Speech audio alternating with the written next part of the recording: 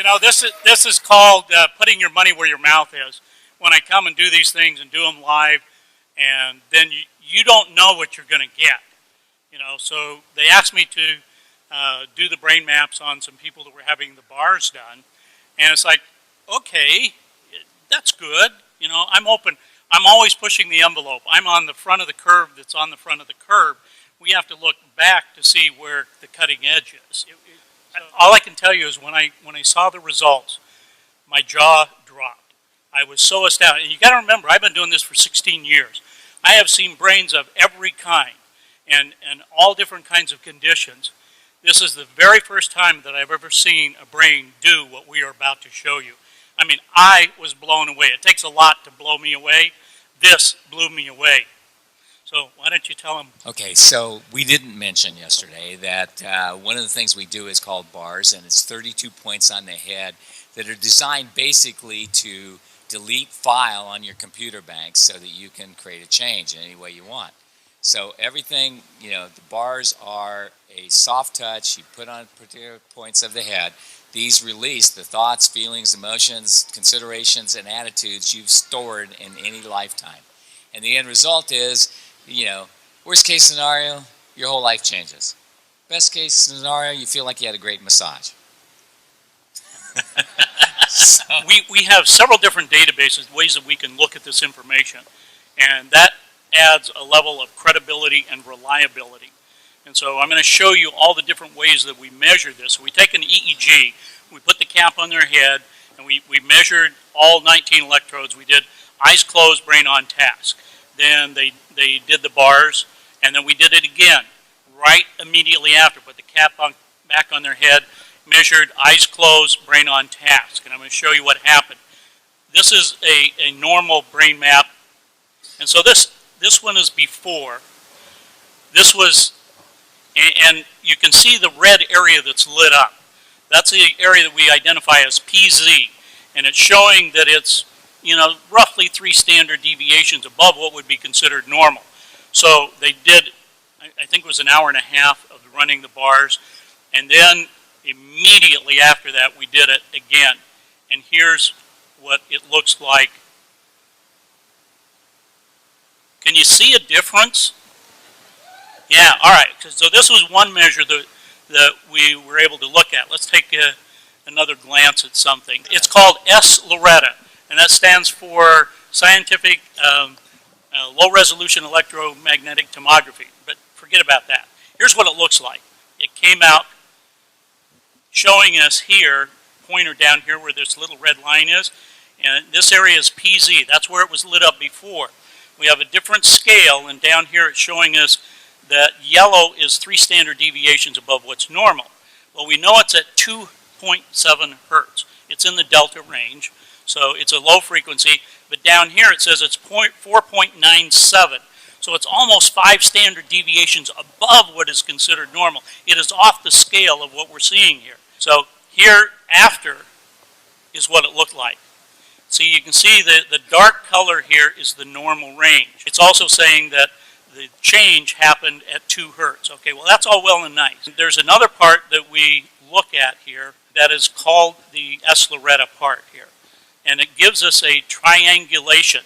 So we have what's called an x-axis, this black line here. Then the one pointing up in the air is a y-axis, and then we have a z-axis. So we get this triangulation. It's showing us exactly where. And you see this stuff here in the back of the brain. Well, that's PZ. That's where you just saw, you know, it all lit up. So here's the after. It's gone. It's gone. This doesn't happen in my world of measuring brains. Not in a matter of a few minutes. Now, being the scientist I am, that's not good enough for me. That's great, but I want to see it in action. You want to see it in action? For real? All right. So here's the brain, the area PZ that we're looking at there. And you can see the red coming in and out, that sort of thing. This is the playback of the EEG. So we've taken her eyes closed EEG, and we're now playing it back. So I went through and pulled out the pieces that I wanted to show, and they said, okay, make this little movie for me and show it. Now let's look at the after as well. Okay, so here's the after. All right, so that's the after. Let's go to the before. You see it? There's the before. We see all the red there. Then afterwards, we see this. All right. Is blue good? Now, being the scientist that I am, What does the red mean, Jeff? the red means it's 4 standard deviations above what's considered normal. It's just very, very active. Okay, it means activity. Okay, got it. Right. Thank you. So we could get into what kind of activity. It's just very, very active, and it's dealing with focus, concentration, and attention. Okay? So this means the brain's doing this.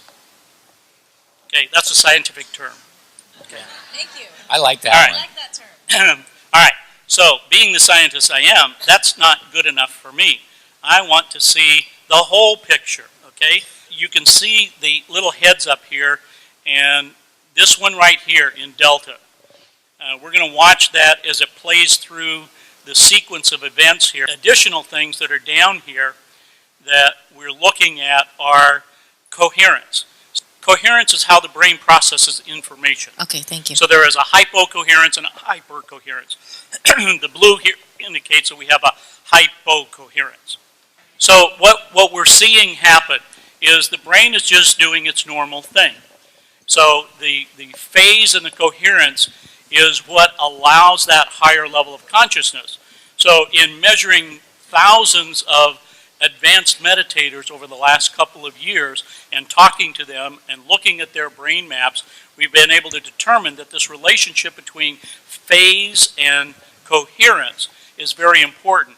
We've also done some things with heart math where we've had people wear this heart device for 24 hours and we would map them during the brain when they were doing meditations. And they would be meditating for 2 hours at a time in a room like this. So we would have 450 people, and we're measuring some of these people and looking at the relationship. And when people had these profound experiences, when they were able to have kundalini energy, and we've mapped these things, we have validation of them, that the phase and the coherence become very important, and we would see an alignment of the phase and the coherence in what I just showed you, and the heart coherence. So when there is complete heart coherence and brain coherence, then people start to have these magical experiences and start to have energy lining up. And this is about, so when you talk about aligning the energy in the chakras and coalescing that energy, this is what we've been looking at. And so what I'm seeing in this Barras situation is not only a complete physical alignment, but I'm talking about the alignment with the universe, because there's a part of the brain called the thalamus that regulates all of these frequencies. And the thalamus, at the top of the thalamus, is a thing called the thalamic gate.